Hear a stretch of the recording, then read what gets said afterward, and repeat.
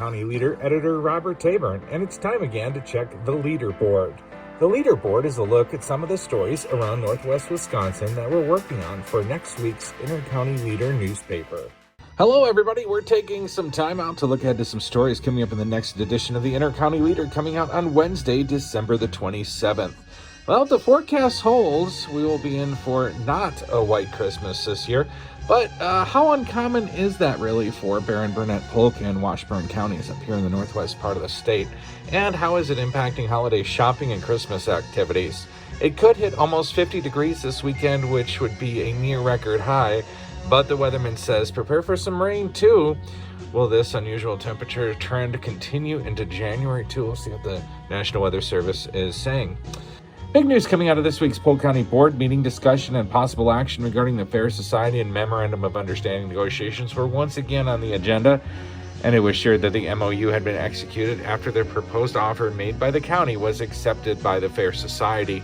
The decision was made to have Fair Society negotiations for purposes of the grandstand to be moved to the Public Safety and Public Works Committee. It was also shared that the Fair Society was requesting an outlet to update the Polk County Board, what they have done, and it was discussed that they should have some pre-designated time with the County Board to express concerns or present their work.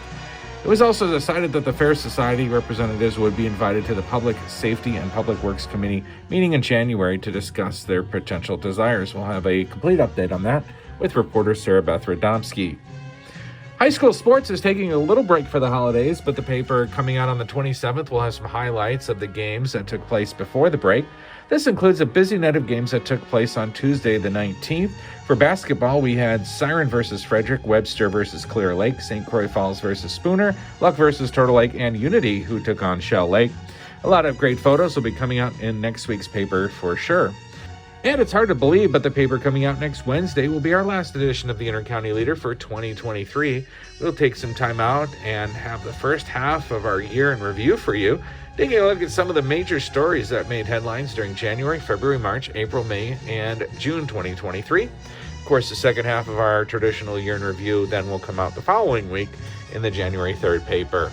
Have a Merry Christmas, everybody. Have a good weekend, and see you soon. Bye. And remember, if you spot breaking news going on in your community or have a story idea, we'd love to hear from you. Drop our newsroom an email at editor@lakeland, all one word, .ws. You can also call our office Monday through Friday, 8 a.m. to 4:30 p.m. at 715-327-4236 to renew or become a new subscriber. Yeah, and don't forget, you can also submit those photos of community events and sporting events through the email you see up on your screen. We look forward to sharing these stories and more with you in next Wednesday's edition of the Inter-County Leader. Until then, continue to follow the news at leadericcpa.com.